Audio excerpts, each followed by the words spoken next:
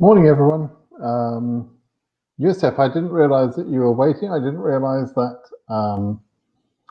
that the live session starts as soon as I enter the studio. So apologies for that. Good evening to you, especially waiting patiently. Thank you. So the topic that I'd like to talk about is about lawsuits. I want to specifically address that for DV2020 and DV2021 cases. There's not very much we can say about lawsuits for DV2020. I'll recap that in a moment. But there is also going to be a suggestion of new lawsuits by Curtis Morrison, by Nicolette Glazer. There is already a lawsuit for that Charles Cook, Siskind, Charles Cook, Greg Siskind, and Joseph have created, called the Enunciato case. So let's talk about those options that exist out there, and also the realities of what's going to happen with Biden coming in, etc. So anyway, good morning to you all. And before I go any further, I just want to make sure, please subscribe to my channel before some of you drop off. Obviously, all of you people that are coming in now, I'm sure are subscribed, but please get your friends, particularly in the DV lottery world, to make sure that they're subscribed to my channel. Just a quick plug for me. I've been doing this work, as I see it, since 2014. I occasionally get people who say idiotic things, but by and large, I know that from the feedback I get from you guys, this is needed effort on my part. I know this is a difficult process, and that people trust what I say and rely on the information that I've put out there. I think over the last 5 or 6 years or so, probably as much as anyone, I've managed to demystify this process for people. And figure out the SEAC data, figure out how they book appointments, figure out the DS260 process and the documents process and all of the legal ins and outs. So please make sure that you're getting the information from a credible source. There are some YouTubers out there that don't know enough. There are some lawyers out there that think they know more than they know. And there is a job for lawyers, and there's a job for other people that just need to support people. So I'm trying to make sure you guys are getting the good information you need. So anyway, please make sure you subscribe to the channel. All right, so let's talk about lawsuits. So firstly, people may have seen that I have started a petition, which I'm going to put into the chat now. I've started a petition for to persuade. It's a whitehouse.gov petition. So this is where you're petitioning the government to take action on some particular topic. I have been negative about petitions up to now. I've never started or participated in or even publicized, as far as I can remember, a petition. I think it's pointless to petition Donald Trump, for example, to ask him to be nicer to the people he's bullying, is how I've put it. He's fully aware of what he's doing. He's a racist. He doesn't want you here. And Stephen Miller is a racist bigot. They don't want you here. And so petitioning the White House with the Donald Trump administration, asking them to be nice to immigrants, is pointless. I've never saw the point of that. However, I started a petition yesterday because my thought is it will be reaching the point of having the number of signatures needed by the time Biden comes into the office. I'm not going to ask. I wouldn't ask Trump to do anything for me. I don't want to do anything for him. I wouldn't want him to do anything for me. I'm happy to see Trump disappear into the blue yonder. I don't give a damn about that guy. I wouldn't piss in his ear if his brain was on fire. That's how I feel about that guy, to put it bluntly. But Biden is a fair and decent man. Kamala Harris is, a wise person, a wise woman. They're going to be an extraordinary team for this country. And I wanted to make sure by starting the petition yesterday that there was going to be some sort of effort that we can point to, which either the lawyers can point to, or perhaps will actually reach the number of signatures needed for the White House to actually respond, and that would happen after the January 20th when Joe Biden is our president. And so that's why I've started the petition. As I say, I've never done a petition before, not really a fan of them, doesn't really make sense. But in this case, in terms of raising the profile of the problem that DV2020 people with visas and DV2021 people who are waiting for their cases to start, in terms of raising that profile, I think is a good thing. And that's why I took some time yesterday to start that petition. And I think already 6,500 people have signed it in the last sort of 12, 20 hours or whatever it is. So, so please make sure that you and all of your friends have signed it. You don't have to be a DV lottery selectee to sign that. Anybody can sign it. Anybody can petition the government to do something right on a topic if they've got an interest in that topic. So, so you know, if every one of you, I've got 40,000 subscribers. If every one of you can just get 2 or 3 of your friends to sign up there, we'll hit the 100,000 target. And at 100,000, the White House have to respond. So in other words, it has to go to someone in charge, as it were. And so, you know, I spent a little bit of time thinking about the wording. The wording is difficult because you've only got 800 characters or 800 words or something. There's a limit, and so I had to choose my words carefully of what I said. I would have liked to have said much more. I would have liked to have raised more attention, but I've picked carefully the 2 topics that I think are important, which was DV2020 people who've got their visas, but through the ban are being held out of the country right now since the ban was extended on the 31st of December. So that's number 1, and number 2 is to start the processing for DV2021 cases, which at the moment is, you know, arguably being held back by the ban, but also by the embassies not being open, which is why I've mentioned the words mission critical. I think that one of the things that we have to do is to get either a judge or the government to say DV lottery cases, DV2021 are mission critical cases. They have to be held, you know, interviews have to be held at the embassies as an emergency basis because we've got a time element. And that's a hard case to make here in early January when the deadline is September. But I'm trying to point out that the more time we lose for DV2021, the harder it will be to get all of the cases through. So then that brings us nicely to what lawsuits there are out there currently and planned for particularly DV2021 cases. Actually, let me just finish up with DV2020 first.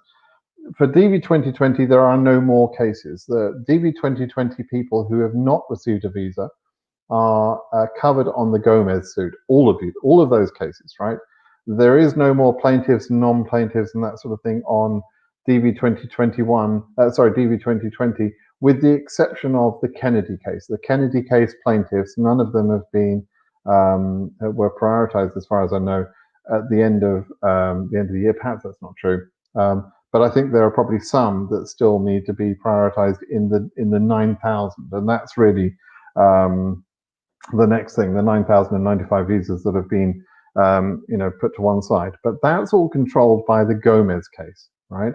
The Gomez case is the class action that that covers all of those people. It's the Ayla case, and all of the cases, Mohammed, Fong Jong, and so on, they were all put under the Gomez case, right? Kennedy was a late case. It wasn't originally under that Gomez case, and so although it was somewhat argued similarly, it was later than the other cases, and so it doesn't have quite the same sort of timeline on it. But the Gomez case is the one that covers the DV2020 people, and in the case called the Annunziato case, which is Charles Cook's case, there is also some aspect of protection for people that had visas issued earlier in the year, but were expiring, okay, to try and get those people covered and allow them to be able to process. And so very wisely, Charles Cook and team put in a protection in that case for people that that have visas and need, you know, those visas renewed. And so that will be where the arguments will be made for cases which were issued even in September and are coming up for renewals here, you know, in March, typically February and March, if the ban is still in place. That Annunziato case will be the place where those additional requests are made, right? As well as Gomez being the Ayla case, where they'll continue to argue for even more than the 9,095 visas. Charles Cook and team has, you know, Charles Cook has been very vocal about wanting to fight for all of the remaining visa numbers, and he proposes to fight for those, you know, frankly, and the Ayla team are fighting for those within the Gomez case. There is also the Project Voyager, which is Curtis Morrison's effort. It's not a lawsuit, but it's an effort to lobby to get those additional visas as well, the additional visas that need, you know, that beyond the 9,000. So I don't know how that's going to work out. We'll have to wait and see. We have to wait for the Gomez case to finish up, and we're probably talking March before that happens. March, maybe late March, let's say. There's a hearing schedule which ends up around about mid-March, but let's assume we get a decision late March for those DV2020 cases without issued visas. All right, and then for DV2020 cases with issued visas that are, you know, they're worried, that's one of the reliefs that the petition covers, and one of the things that the Annunziato case covers, and nobody is suggesting a new lawsuit for that. Curtis Morrison's not suggesting that. I don't think Nicolette Glazer is. No one else, right? So that's where, so the protections for DV2020 are in the cases I just talked about. So then let's move on to DV2021.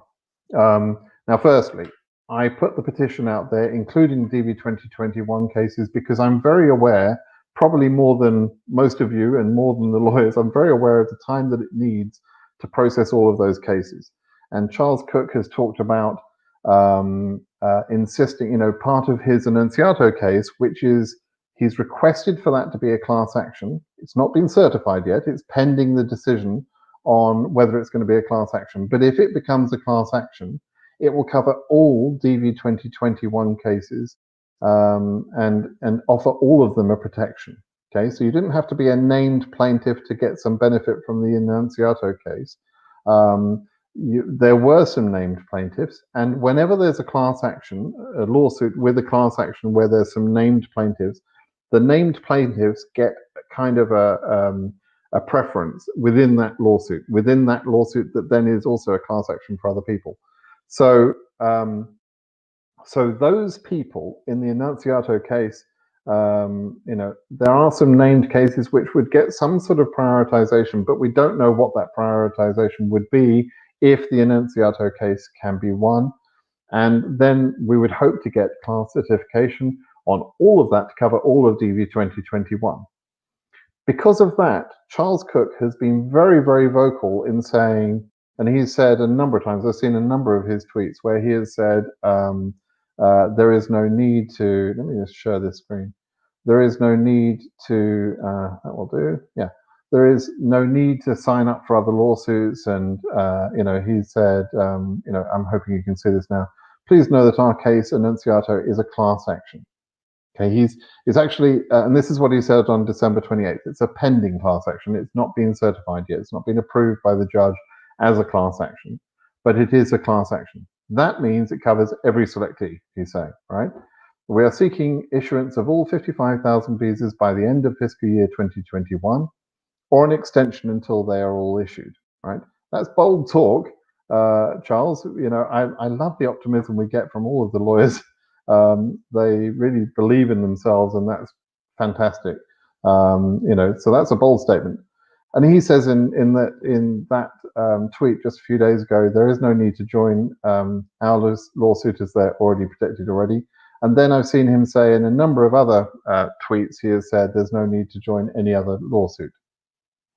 Having said that, Curtis Morrison has started this, or is starting a lawsuit, which he's planning to file on January 11th.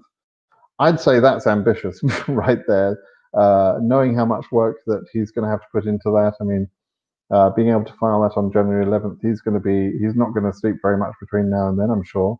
He gets very grumpy. By the way, Curtis, stop being grumpy with me. Right? I'm not your enemy, I think I've already said. I know you're short of sleep. I know, but it seems like you want to argue with everybody at the moment. Don't argue with me. It's not a good idea. It's not good for the people out there, and it's confusing. And frankly, I don't deserve it. So, so don't argue with me anymore, Curtis, please. Thank you. I appreciate what you're doing, Curtis. But just stop arguing with me, all right? So anyway, between now and the 11th, which is going to be 8 days away, he's going to have to work his arse off to get this this lawsuit filed. I wouldn't be surprised if that sort of drifts past that deadline a little bit. But the purpose of his lawsuit is to try and remove the extension of what he's identified as PP 10134. I'm not sure if that's the right number or not. I'm not sure if that's confirmed, but that's the extension of 10014 and 10052, the extension of the immigrant ban. So he's filing a new lawsuit for that, and the costs for joining that are the number of people in your family plus $500. So if you're one person, it's $1,000. If you're two people in your family, it's $1,500. If it's three people in your family, then it would be $2,000, etc. So that's not a small amount of money for a lot of people. And I've said before, these lawsuits, whilst they might seem expensive to people outside the US, you don't get a lawyer doing anything for $1,000 these days. That's not a lot of money for legal assistance in this country. It's quite common to see lawyers charging several $100s per hour for consultation time. So, $1,000, $1,500, it's not a lot of money. But in other countries where many of you live, it is a lot of money. And so I am, and as I said to Curtis Morrison in a tweet yesterday, I'm anxious that for some of you, you don't want to necessarily be paying all the time for legal help. And I'm not offering legal help. I'm offering advice only. But I don't think everybody needs to be paying for lawsuits every 5 minutes. Because there's an opportunity here for another lawsuit, right? The same I would say about Nicolette Glazer. Again, I'm sure she's a fine lawyer. I don't know. I've not seen her in action. Rafael Arena and Curtis said a few things on some of the hearings that were publicly available. I heard from Charles Cook more, I have to say, and I heard a very good level of argument from Charles Cook on various points. But that's not what, just how you perform in a hearing is not necessarily the whole measure of a lawyer, obviously. There's a lot of work that goes in behind the scenes. And I think it was Curtis Morrison that pointed out to Judge Mehta at the end of one of the hearings about a piece of law that was important to make the point that an extension could be made after that. You would be able to reserve visas for use later. And I think that was a critical point. So I thank Curtis for that. That was a critical point, and it was something that I believe he and Raphael had worked out and had researched and put in the law. And actually, Judge Mehta in his judgment actually referenced that. So it was an important point. But anyway, so the critical thing that I'm being asked a lot about is should you sign up for any of these lawsuits? And it's a great question, and I struggle with it a little bit. I was criticized by some buffoon, some idiot, frankly, who answered to one of Curtis's comments and said how I wouldn't pay for a taxi or something like that. listen, buddy, I'm a very wealthy individual. I pay for taxis. I pay for whatever I want in life. I have no issues with that. That's not what I'm talking about. I don't need a lawyer. I've got a green card. I'm applying for citizenship. What I consider, what I empathize with, that you obviously didn't understand, whatever your name was, Mohammed or something, is that I'm empathizing with people that can't afford to pay for lawyers and that are in a difficult position and that deserve their visa. And so it's got nothing to do with you and your thoughts, you stupid boy. It's to do with whether I think, it's right that people are paying for lawyers, on these expensive cases. In some countries of the world, $2,000 and $3,000 is a life savings, as much as most people make in a year. So so if you're a little child that wants to make comments about me because you think you're clever, just park it. I'm not interested in any of that, and I don't need your comments about me. Thank you. But honestly, people, when you make yourself somewhat public, you're open to all these sort of stupid comments by keyboard warriors, and it's just they're as brave as they feel because they're sitting behind a keyboard. They wouldn't be brave to my face. I promise you that. But anyway, so yeah, I'm considering the lawsuits from the point of view of some of the people that can afford it and some of the people that can't. And as always, if you can afford a lawsuit, and if you think that's going to give you even a little bit of an extra chance of your visa, then go ahead, pay for it. Charles Cook is saying that's not necessary, and I tend to agree with that. I don't think it's necessary. I explained yesterday, I think the extension of the ban is going to be removed by Biden. I'm pretty sure it will be. And that's 18 days away, 17 days away, right? He'll probably remove it in the first few days of office. Quite frankly, I think that's going to happen. I explained my rationale, my thinking of why that's going to happen in an article yesterday that I posted. I'll bring that up. I'll put that out there. But I strongly believe that the current extension of the ban will be removed in time to help DV2020. But I'm concerned that the instruction to KCC and the embassies to process DV2021 cases, I'm concerned at that piece, right? I think that's going to be the important part. I'm just putting a link in here on an article that I wrote yesterday, which is why I think Biden will remove the ban. Putting it shortly, he's a smart guy, he's a decent guy, he's going to see it's unfair, and we already know he wants to remove the Muslim ban. If you remove the Muslim ban, but you leave the immigrant ban in place over the top of it, then the Muslims that you're trying to help, the people that have been affected by the unfair ban, they're not helped, right? So it doesn't make sense to remove one without the other. That's one way of thinking about it. And also, it's just, Biden is a smart guy. He knows that immigration is good for this country. So I think he'll remove it. That does not mean that there isn't work for the lawyers to do, because we probably or possibly will need a judge to tell KCC and the embassies to treat cases as mission critical. If Biden will do that based on the petition or based on his own wisdom, great. Then we're done. Then no more lawsuits are needed, and Annunziato, won't be needed, and Curtis Morrison's new lawsuit won't be needed, etc. And for any of you that have spent money on any of those things, you'll benefit anyway, whether you spent money or not. But just in case he doesn't do that, then having a lawsuit, like the Annunziato case or like Curtis Morrison's case, might be of benefit to some of you. And that could be useful. But there's one big caveat, right? And the big caveat for all of the DV2021 cases is that KCC control the rollout of the visa bulletin numbers through, actually the visa office does that, but they control the rollout of the numbers through the visa bulletin, right? If they don't make your case current, you cannot get processed. Doesn't matter whether you're in a named case or not, right? So if you've got a high case number, and we don't know where high, what does high mean when we're running out of time? We don't know where the cutoffs will be, right? So it's possible that KCC keeps the numbers very low because that's all they can manage to process in whatever time is remaining, as and when they start processing, right?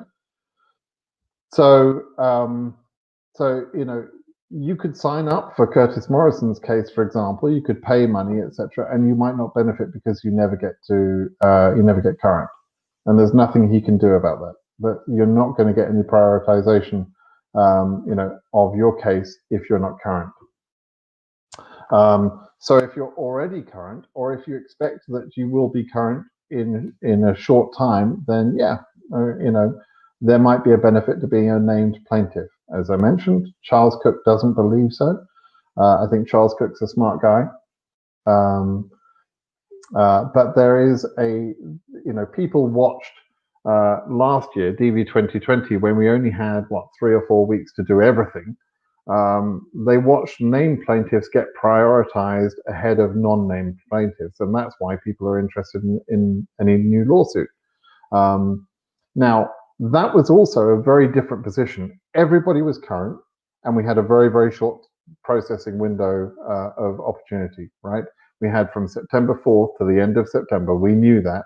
And so being prioritized when you've only got less than a month is a very useful thing. Being prioritized when you've got 6 months to go, it's not really quite so useful.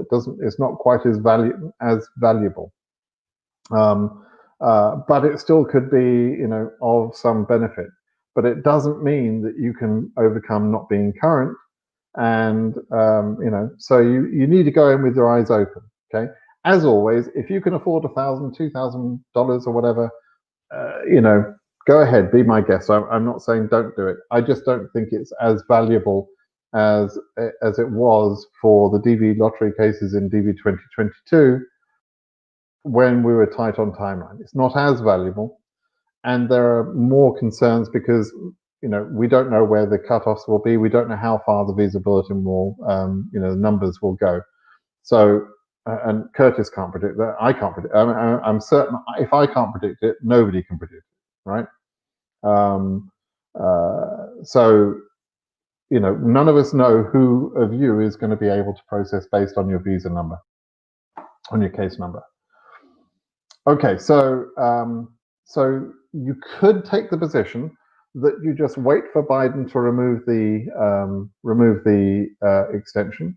I think he'll do that. I personally think that's like a high 90% chance that he'll do that. Right? For those of you that always ask me to give Las Vegas odds, I would say that's something like a high 90%, 95, 96, 97% chance that he will remove the ban very quickly in the first few days of his presidency. I do absolutely believe that.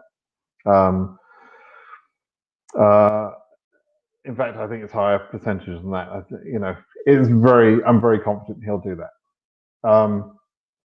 If he doesn't do that, the Annunziato case is, there are some important dates coming up, even in January, I think January 22nd. There are some important dates coming up. And so the Annunziato case, which was filed proactively back in, December, already protects DV 2021 people. Actually, it was filed before December. Charles Cook, Siskind, Joseph, you were very smart in making sure that case was filed and making it a class action. And I appreciate tremendously that you did that. That was very wise to do that because you're now ahead of the game. So if Curtis Morrison files his case next week, if he can meet that deadline by not sleeping and getting grumpy with everyone, if he can make that deadline, he still can't guarantee that that's going to be, that case will be rushed through quickly. I mean, it certainly won't be before the inauguration. It probably won't be until much later than that. So the Annunziato case is probably going to be the first case that will be decided, and that will cover everybody, right? So to an extent, Curtis Morrison's case, in a sense, will ride the coattails of the Annunziato case, which is kind of what happened with the Gomez case and the other cases.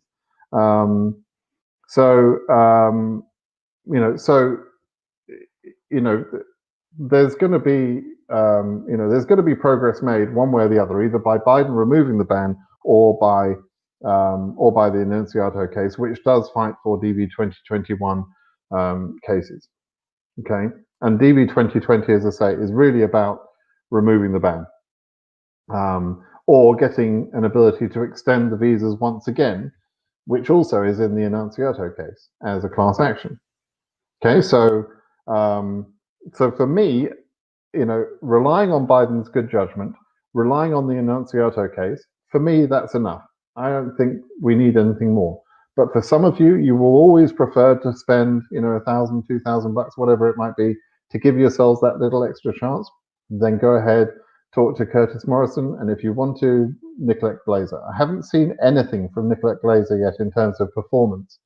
So I'm a little bit, if I was betting between one and the other, and I'm sorry, Nicolette, but if I was betting on one or the other, obviously I would bet on Curtis Morrison because, in compared to Nicolette Glazer, because Curtis Morrison has a track record that we've all seen, right? But at the same time, Charles Cook, who also has that same pedigree, that same track record, is saying there's no need for any of that. So, and he said it multiple times. So, so you decide for yourselves. I can't. I don't think I can make it any more clear than that in terms of what I feel about it. But I'm hoping that's making sense. So, okay. So I haven't answered any questions, but Frostman, nice analysis, says Frostman. I'd like a little bit of feedback, questions in the next couple of minutes to see if you're understanding what I'm saying or whether I need to clarify, not just from Frostman, but from anybody, whether I need to clarify what I'm saying. Is there anything unclear about what I'm saying? Because I'm getting tons of questions, obviously, from people asking, should I enroll in this lawsuit or that lawsuit? So is this clear enough for you, what I'm saying? Okay, and then, so this is an interesting question. Please advise us for Asia region DV2021. Below which number should I fill the lawsuit? So this is the critical question that nobody can answer, right? I can't answer it. And believe me, nobody knows this better than I know, right? Nobody knows it better than me. And if I can't answer it, I'm therefore certain nobody else can answer it. I can mathematically calculate how many selectees we need in any year based on previous history, based on how many people respond, how many people get disqualified in the case or refused, etc. I can calculate all that math, but none of that math makes any difference in the situation we're in this year because time is condensing. We don't have as much time as we would normally have. The embassies are still closed through COVID. Procedures will have to change at the embassies. This is a very different year, and I can't predict, therefore, for any region, and I'm not going to predict for any region what case number is safe or not. We can all do the math. The math is one thing, and Zarthesius has added a beautiful thing to say how many cases are in front of me. But even when you calculate how many cases are in front of you, that doesn't mean that you're safe if you're below a certain number or whatever, because it's about when interviews start again and at what pace they will start. It's got nothing to do with your case number in a sense. It's based on how many cases we can get processed. Now, going back to Charles Cook's comment earlier, he's going to fight, he says, for all 55,000 visas. Okay, but that's a big ask, right, to go beyond the normal deadline. So we don't know if that will work or not. So so that's what I'm trying to get through to you guys. I'm seeing Puda has just commented on there. This is very clear, but people just don't listen or read all this. That's probably the wisest comment that's been said on this video so far, Puda. Yeah, people don't listen. I don't understand why. Swashi says it's very clear. Good. Swashi, I know you've been watching for a lot of time, so appreciate that. Hi Britt, how are you? If I get selected, will it be beneficial to hire an immigration lawyer? So this is kind of the point. Space Traveler was obviously on Mars just 5 minutes ago when I was talking about this. Yeah, I think I rewind the video, Space Traveler, and you'll see what I say about that. It seems very clear that sent documents are not being confirmed. Yeah, this is, Mike, this is an important point too.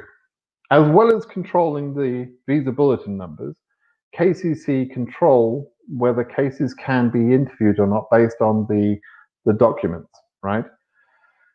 And this documents thing has been a disaster for processing. It's screwed up a couple of years worth of DV lotteries. There are two departments at KCC. One department is the normal department that we've been speaking to for years, and they'll talk to us. They'll talk to me. I've talked to them many times. They talk to us, and they get good information. They can look into the information about a case and so on. That's all a very normal sort of system. Then there's another department, a totally separate department that deals with the documents. That department, up to now, has not been communicating with anybody, not even the other department, right? So your documents go into this sort of, this other department dealing with the documents, and we don't know whether they've received the right documents. They don't give us any feedback. They don't give feedback to their other team. You can't find out whether your documents were satisfactory or not until they tell you that you're ready for scheduling. So that's a problem. Now, in the very rushed days of the final days of September, some cases were managed to get scheduled even though their documents weren't fully processed, right? So that tells me that they can get around the documents thing, but that's up to them. That's up to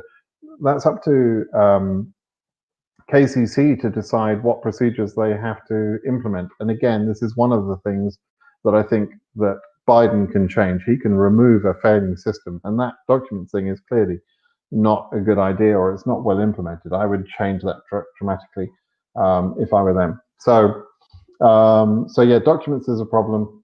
You're right, Mike. Microphone volume. Oh, okay. Sorry. Sorry about that. I have to figure out how to do that. No. Let's see. Can mic audio. I have to deal with that later. I apologize. I run a. I'm sorry if that's not very clear, and I know I speak fast, and it must be difficult for you, but so I apologize for that. Okay, Charlie, I say, based on this fact that I've been through transition for appointees, brief senior officials. Oh, you must have made some earlier comment, Charlie. Sorry, I didn't. I don't know what that comment refers to. Okay, talk to lawyers or no, right? I've just covered all of that. Jose Luis, you said high CM won't benefit from the lawsuits, but CMs are not progressing normally. Shouldn't the judge take it into consideration and calculate more real cutoffs? It's not up to the judge, Jose. It's not up to the judge. The law is very clear that the processing of order is based on the order of cases, and we know that in DV2021 there are too many cases, right? So they have to implement a controlled order, and that's through the case number. Now, they could say, let's take an imaginary example, right? They could say Embassy A is closed, so everybody at Embassy A can't be helped. Tough luck. The Embassy B is open, so we're going to increase the case numbers to the point where people can be interviewed at least at Embassy B, and they will therefore go ahead of the lower case numbers at Embassy A. That's kind of unfair, but they might do it. I can't say that they won't do it. But they won't do it based on what the judge says. That will be an internal government thing. That's a decision they'll need to make, right? The judge will not turn around. I mean, apart from anything else, the judge probably won't know. The judge won't turn around and say, you've got to make all cases current. That's not going to happen. Forget it. It's not going to happen. The judge is not going to be in that position, and it would cause, frankly, chaos. It wouldn't be fair. If your case number 86,000 in Africa, you're not really supposed to go ahead of case number 40,000 in Africa, right? You all know that. You knew that the day you got your letter. You should have known that the day you got your letter, and I've made it very, very clear. It wouldn't be fair to suddenly change the rules for everybody just because you really want it, Jose, or somebody else really wants it. wouldn't be fair to change the rules and say, okay, case number 86,000, you go first. I mean, it's not fair, it's not right, and it's not how the law is written. So there you go. I don't know when interviews are going to start. Right. Yeah, absolutely, Michael. Nice way to say thank you to Simon. Like the video. You're right. Yeah. Just the way you wrote it looked like you saw it in the news or something. Yeah, I don't know what that comment means.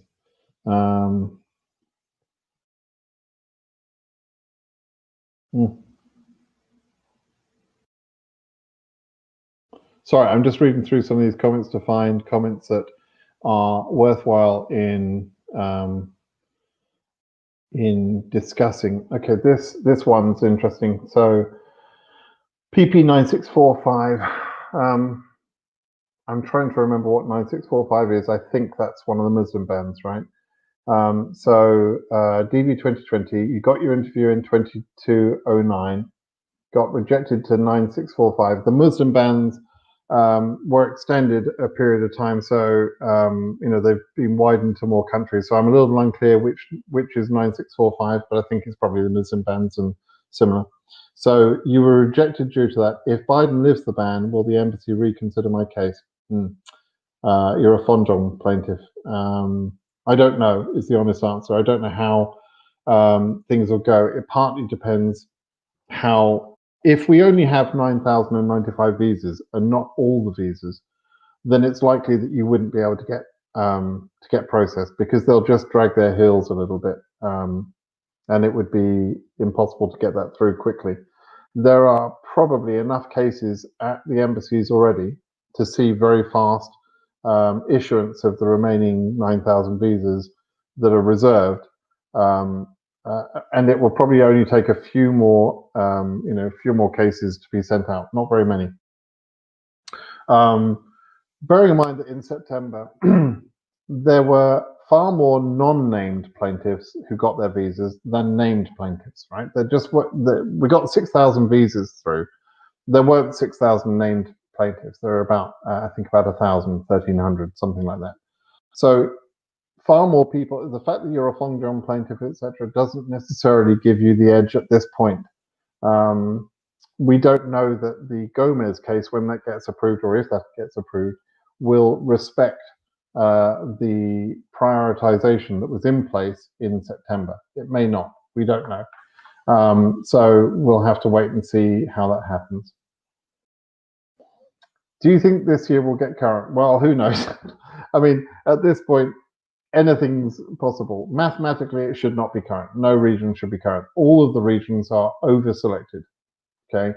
And when Biden removes the Muslim ban, it sort of is a nail in the coffin for high case numbers in Asia and to an extent in Africa as well.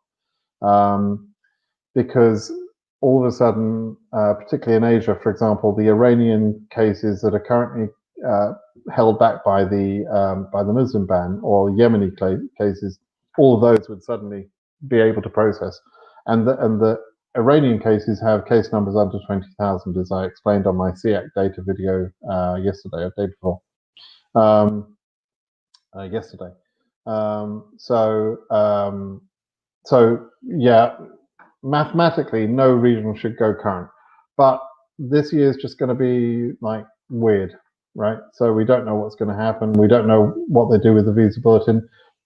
Maybe they'll put all cases current, but that would be the weirdest thing that I can imagine they would do, and it would not be the right thing or the fair thing. It would not be according to the law. So there you go. Yeah, Biden, space traveler just arrived from Mars. Charlie Wilson, Biden isn't wicked like Trump. He will end this nightmare. I agree with you.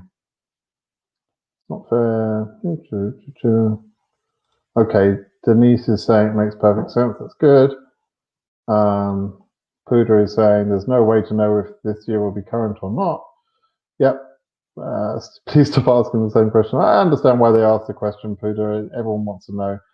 And remember, unlike all of these lawyers, I was a DV lottery selectee, right? I was a derivative, actually. My wife was the selectee. So I very much understand what it's like to be in your position, all of your positions, right? I was there, and I had an EU 31,000 case number in a year where the cutoff was predicted to be 27,000. So I thought, I knew from the beginning it was going to be tough, and that's why I started studying the cases and everything else. And I actually got to the point where I was more confident of my number. And that's back in 2013 when I first started studying this process. So in the end, I actually got current in June of that year, and I got my case processed through adjustment of status in September of that year, 2014. But I do understand what it's like to be stressing about this situation. So I understand why people ask the questions. It's frustrating, Puda. It's frustrating, but I understand it, and I think that's why people often ask me, why do I keep on asking the same question over and over again? It's fundamentally because I can empathize probably better than most people. What it's like to be in the dark about this when nobody has any information. When I was going through my process, almost nobody understood this process. Nobody could give me straight answers. That's why I found everything out. That's why I studied it, because nobody understood it, and nobody could give me straight answers. And I'm not giving you straight answers. I get that, because it's a weird year. But there have been some years where I've been able to predict the visa bulletins very accurately, showing that I understand how they schedule cases. I've been able to predict cutoffs, etc., very accurately. I do understand this process. Denise, we already talked about. Okay, this looks like it's interesting. If you pay for the lawsuit, you will get the visa even if your case is high. Bullshit. That's someone who doesn't understand what they're talking about. Sorry, that's wrong, RV ideology. If your case number is low, you will not get the visa because you've not participated. Where is the justice? Okay, everything you said there is completely wrong. You're not paying attention to what I'm saying. You're wrong, and you're being negative. So that's two reasons why I don't like your comment. So where's my down like? Where's my thumbs down? That's wrong. Okay, just wrong. And everyone who understands what I'm saying should understand why what you've just said there is wrong. Please go back to the beginning of the video or read some of what I've said and understand why everything you've just said is wrong.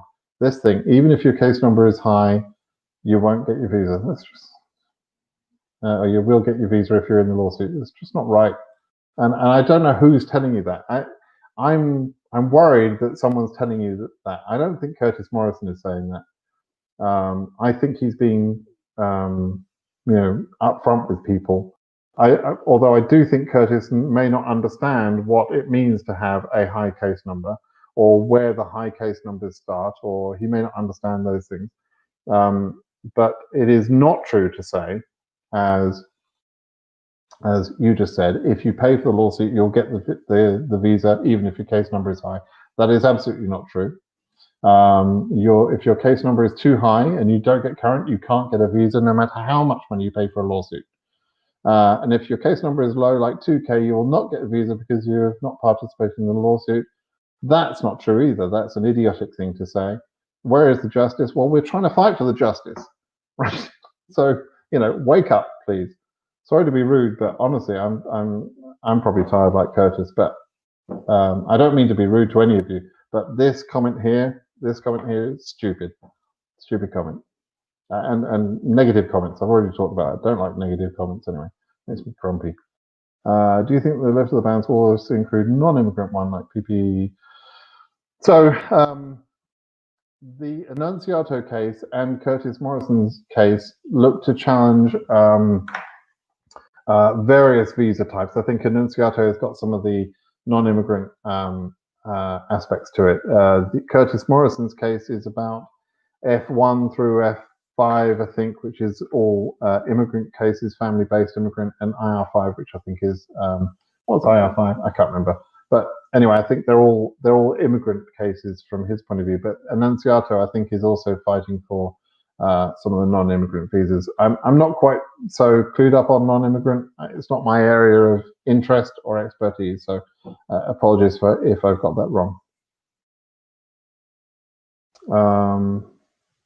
Okay, this is a standard question. So if is the principal required to enter first in the case of the family of 3 members? Derivatives cannot enter the country before the principal. The principal has to be with or enter before the derivatives. Can't be the other way around, right? And there are some cases where both the spouse and the main selectee have to enter together.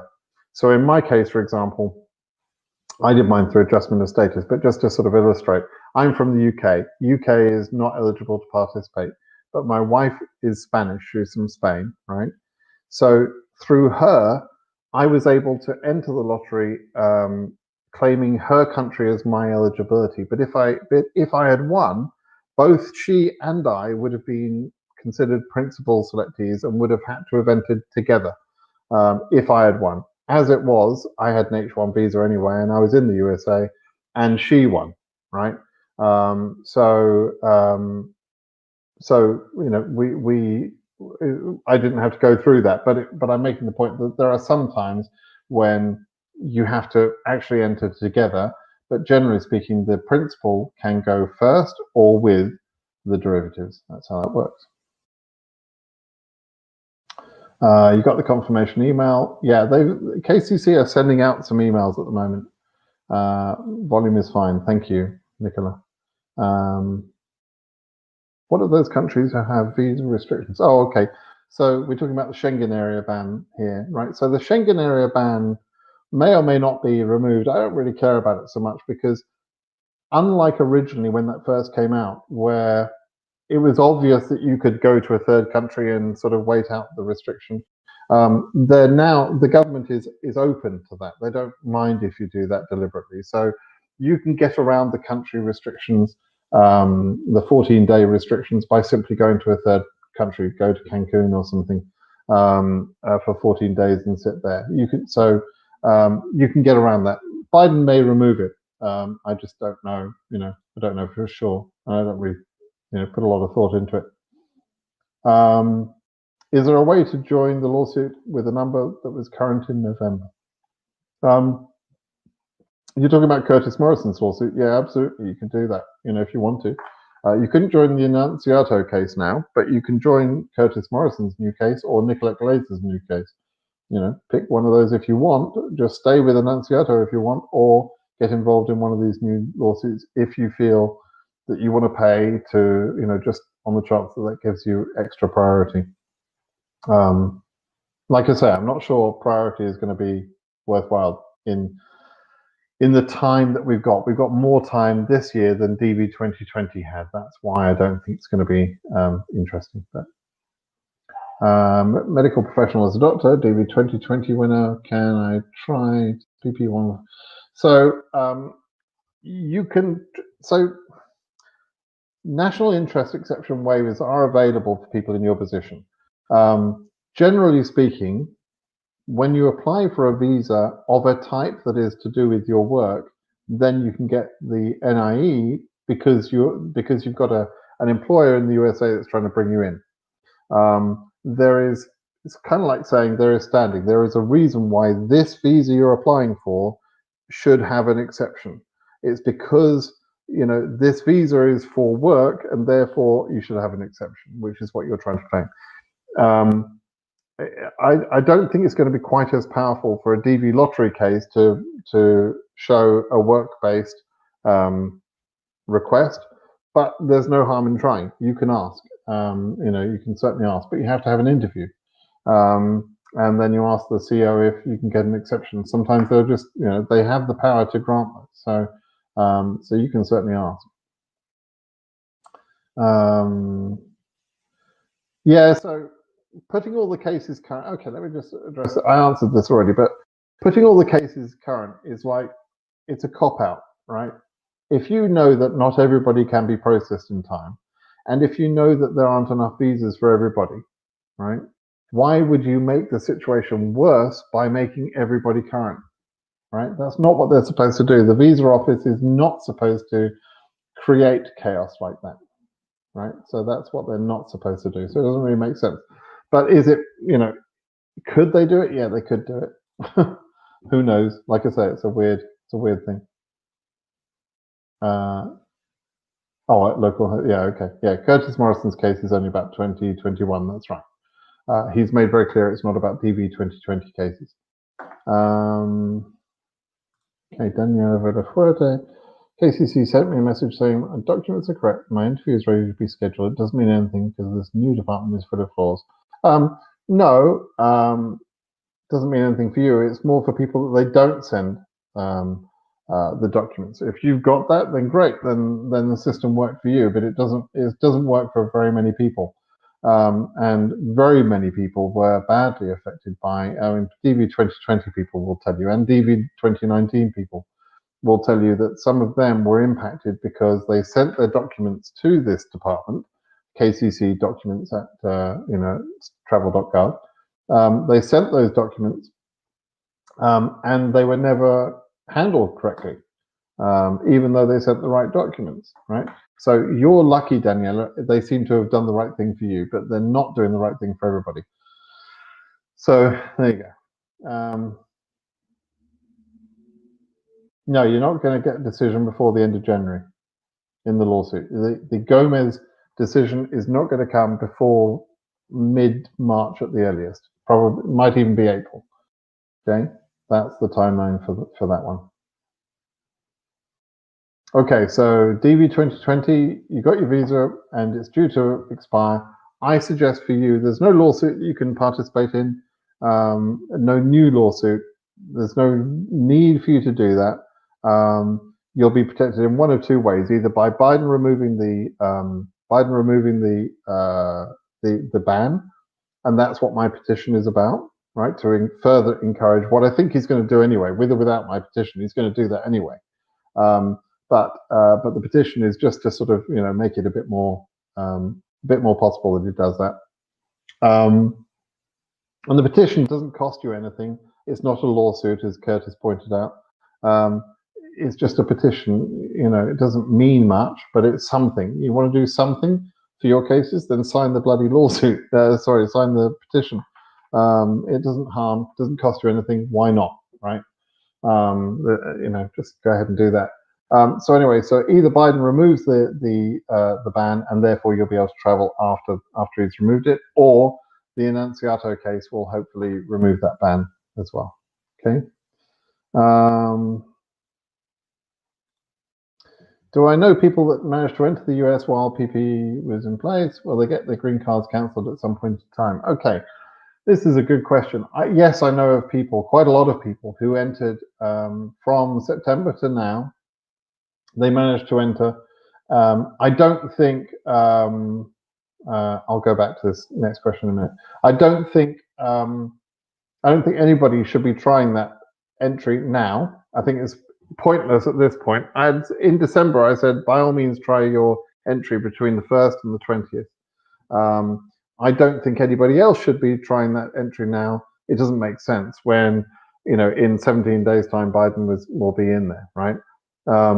You can reevaluate whether you want to attempt an entry later. But the interesting part of your question is, will the green cards get cancelled at some point in time? Okay, so there is this concept of if you enter the country whilst inadmissible, then you can make yourself subject to deportation. Now, deportation is a legal process. It's not just like they turn up at your house one day and you're out. You have rights. When you're in America, you have rights, right? So you have the right to see an immigration judge, and immigration judges are, hopefully wise people, and they will weigh up all of the factors, right? So if you entered in good faith, or not understanding that you were perhaps banned, then they would take that into consideration. And if Biden removes the ban in a few days' time, as I suspect he will, then a judge at that point, whenever that would happen in the future, if that ever happens, which I doubt, if that were to ever happen in the future, the judge would say, well, if he'd have entered 2 weeks later, he'd have been fine, or 3 weeks later, he'd have been fine. So why am I going to deport him now, right? They're not unfair. They're not stupid people. Now, the lawyers, I'm sure, are probably fainting at this point because I'm again giving legal advice, and and I'm sorry, but I want to give people real answers. You know, lawyers obviously want to say, well, you need a lawyer for everything. You know, if I listened to lawyers, I'd have to have a lawyer every time I went to buy a car. But I don't, because I also use my brain. You know, so what I'm saying is exercise a little bit of common sense. I don't think any of those people are going to have any problem at all. And if they did have a problem, they can, at that point, they can engage a lawyer to go with them to fight their case, and I think they would succeed. But you know, technically, you know, they have technically, they've probably broken some rule. But so what? You know, Trump, you know, screw him. You know, Trump doesn't deserve honest treatment. Thank you for this comment. I forgot about the Gomez appeal. Yes, the Gomez appeal. Gomez is appealing. The AILA lawyers will try also, you know, to extend for DV2020. They're going to extend the number of visas. They're trying. They're appealing the whole, you know, the whole concept of the Judge Mehta decision. They want to expand it. You know, but we'll have to see whether that succeeds or not.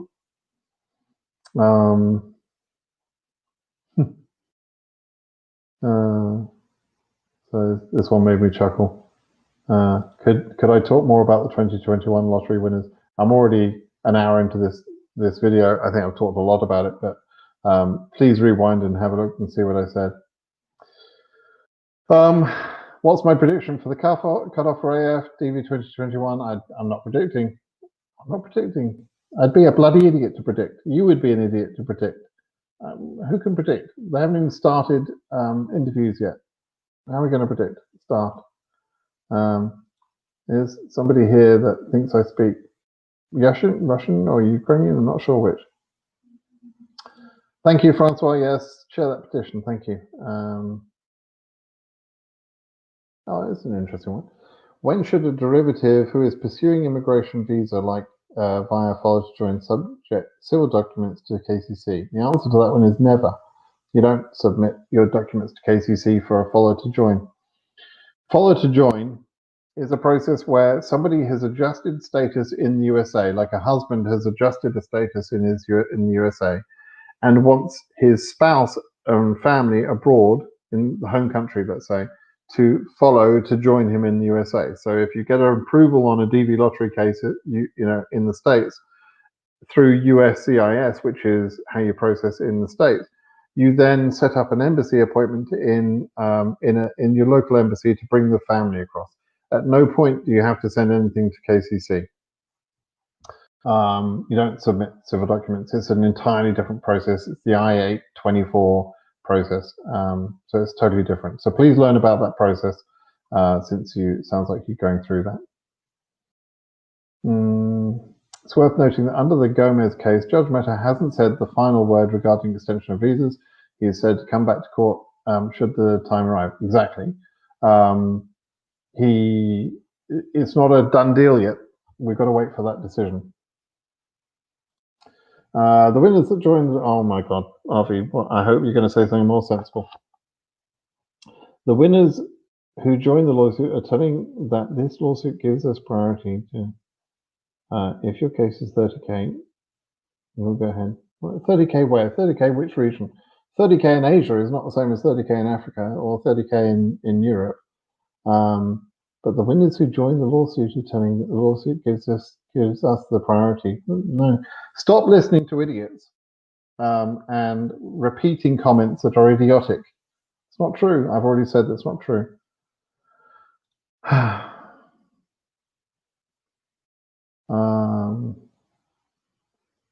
DV2020 AS 26,000.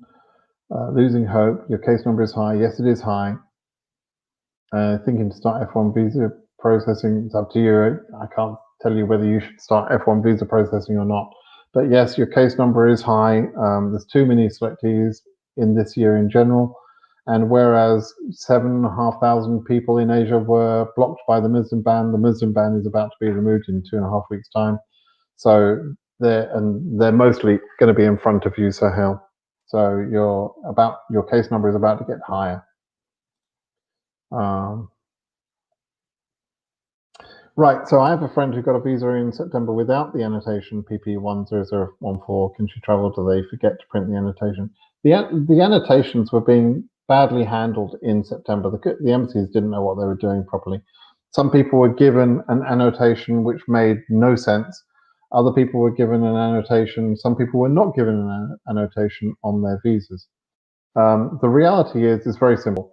If you had a reissuance of a visa in September, at the end of September, because you had a visa that was valid prior to April 23rd, then you are not you're not held back by the immigrant ban. You are not subject to PP 10014, no matter what it said on any annotation, whether it did or didn't say an annotation. And if you're in that position of a reissuance, you should speak to the embassy. You should print out the wording of the proclamation and point out the bits to the embassy where it says you're not subject to the ban. On the other hand, if you did not have a reissuance, whether you have an annotation or not, if that was the first time you were getting the visa, then you are subject to the ban. No way around that, right? Bundix, thank you for trying to speak some common sense to that. What about the others who don't participate in the lawsuit? Well, they wait. I'll be. Okay. So I'll let you sort that out, Bundix. DV Lottery 2014 winner. Same year as me, Mel Camus. Did I know you in 2014? You're in Texas now. Thank you for the nice information. Thank you for coming back as well. I said to my wife the other day, I'm very touched by the people that 3, 4, 5 years later come back and say hi and say thank you, etc. I'm very touched by that. I believe we're on this world for a short time, and I don't believe there's anything after this world, right? So I don't believe in God, any type of God, any number of gods. I don't believe any of it. So it's important to me to do the right things while I'm here, so that I feel like I've made a difference. And when I see someone like Malcolm who come back and say hi, I feel I did do something good. I feel like perhaps I helped. I've helped some people. I've helped thousands of people. I know I have. So it makes me happy. It hasn't made me rich. I didn't get wealthy from this, but it makes me happy, and that's that's more important, right? So thank you for coming back anyway. Is it possible that we may not be able to go through the US this year? My wife. So this is the ultimate question: is all of this going to be for nothing? Look, this is a crappy year. DV 2020 was a crappy year. 2020 as a year, forget DV lottery, was a crappy year. I've had friends die this year pointlessly because of how badly the pandemic has been handled. I mean, I'm talking about good, close friends, and 1/3 people in America have died.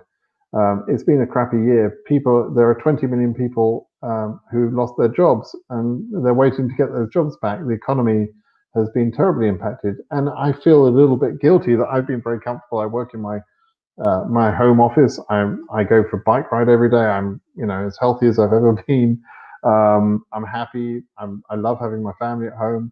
I feel guilty. I'm having such an easy time of it. But many people are struggling in this country and countries around the world, and you're all struggling. So, is it possible that DV 2021 would be badly impacted by the COVID crisis? It is possible.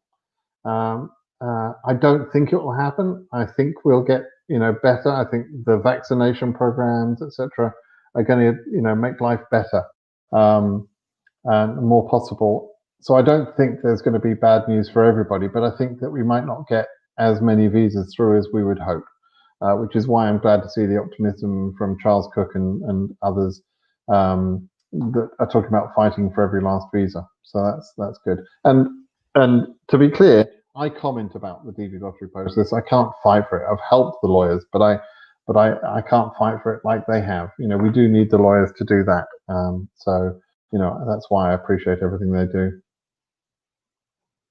24K in Africa is not a high case number. No, that's a low case number, but we don't know where they're going to get to. Can the lawsuit help move our case to another embassy if the company's here? So you can do that yourself. You don't need a lawsuit for that. You just contact both embassies and you move your case. It's not a complicated process. I don't know why I've seen lawyers make it appear as if that's something you need legal help for. It's not. You can do it yourself. People do it all the time and have done for years. So, I explain on my website how you do that. Case number is AF56. That means there is 41,600 before me. The Africa quota is 23,000. It's impossible for my number to be current this year. Okay, you're saying that because you don't understand Nizar. You haven't paid attention. So every year they select more people than they can process.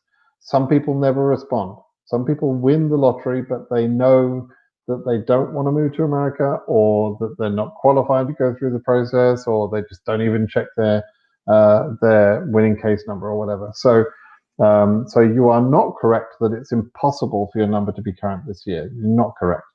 And you're only saying that because you don't understand what you're talking about. On the other hand, there is some sort of risk, partly because of the, by the way, the people that don't respond, that's sometimes as many as half the cases. Usually about 40% of the cases don't respond at all. Right? Think about that. And then think of the number of people that are refused or on AP embassy, etc. So your number isn't too bad, actually, if this was a normal year, but this is not a normal year, and we don't have the full 12 months anymore. So that's the real risk. It's not, your risk is not to do with your case number, it's to do with the time. Okay. So there you go. Do you think we'll be able to travel in the end of January? I would say end of January or early February. Yes, I think you will be able to.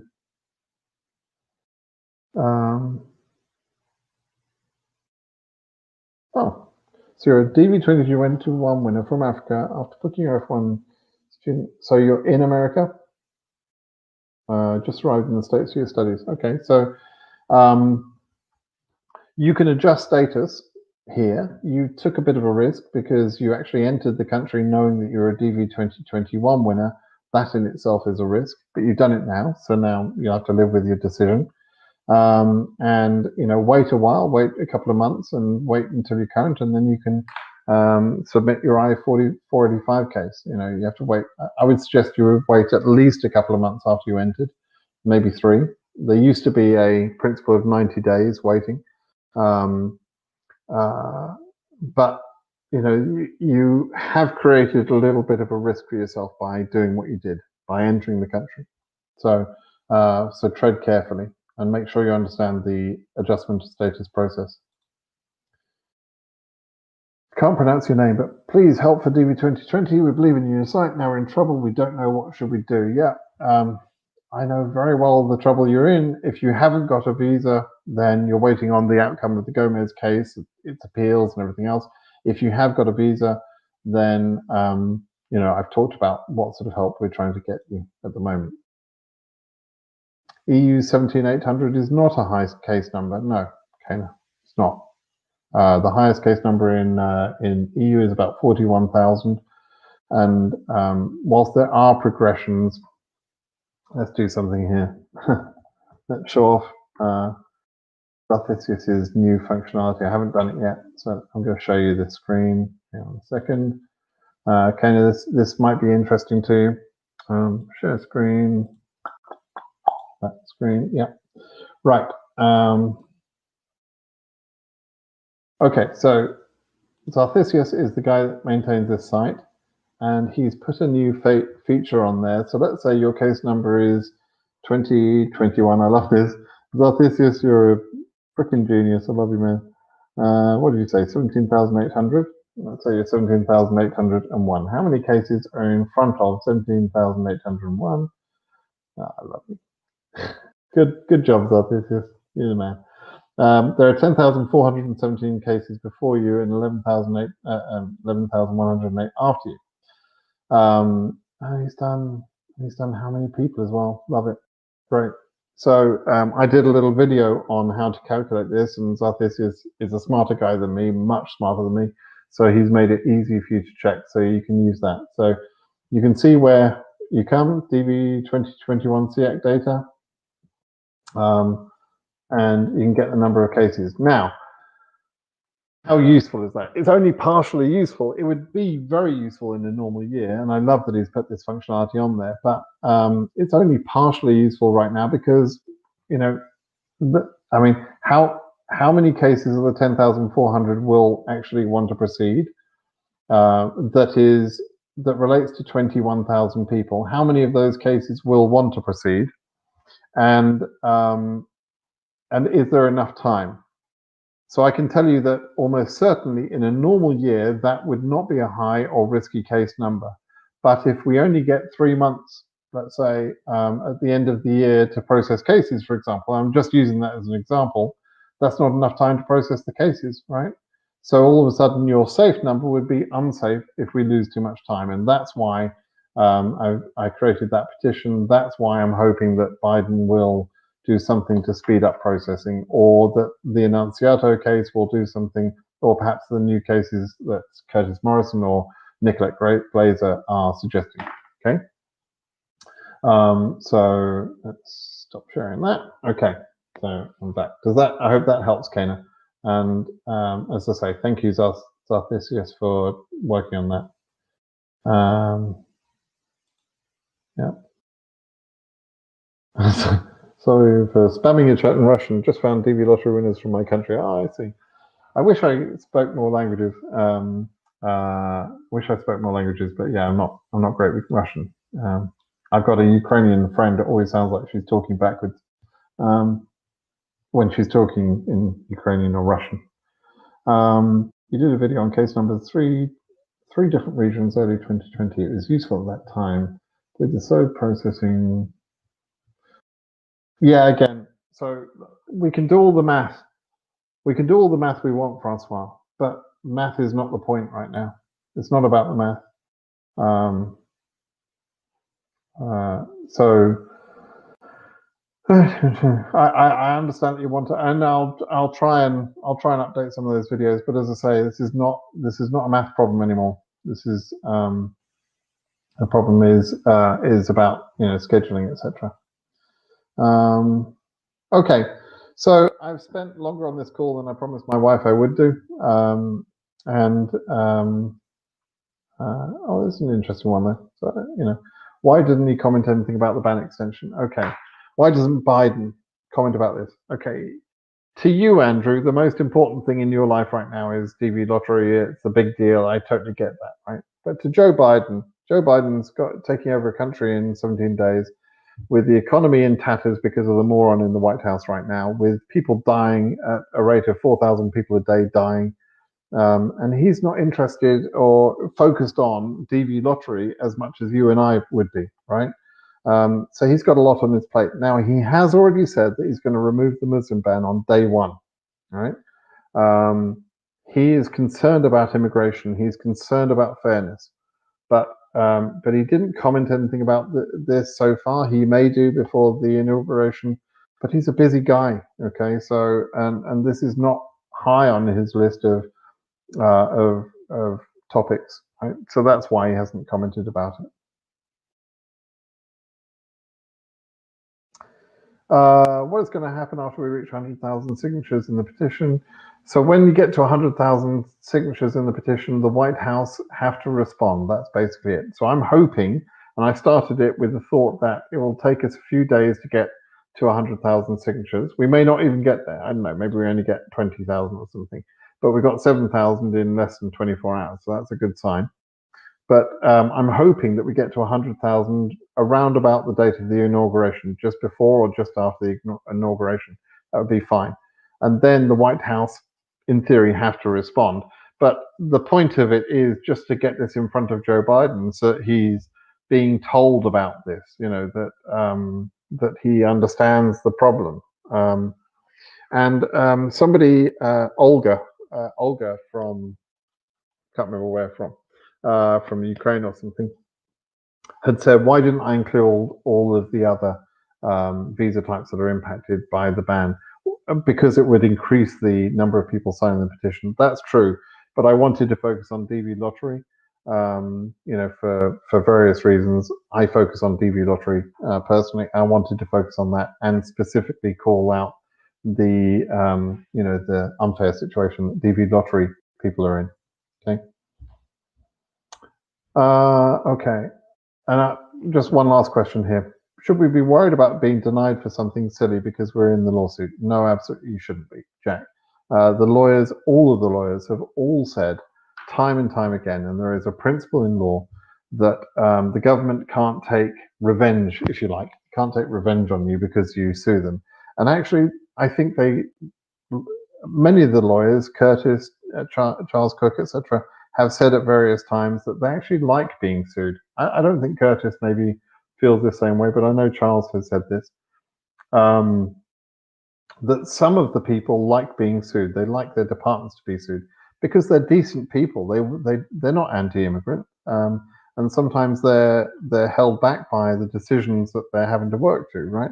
So they like to be sued, or they like it when people sue to get their rights because it means that they are empowered to do what they know is right to do.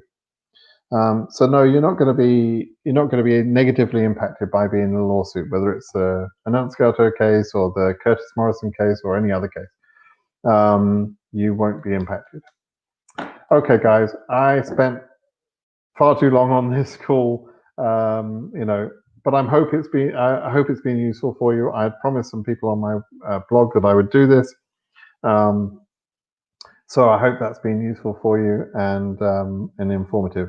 Please make sure you're subscribed and make sure your friends are subscribed and make sure you sign up to that petition. And for those of you that want to participate in the various lawsuits, good luck with that.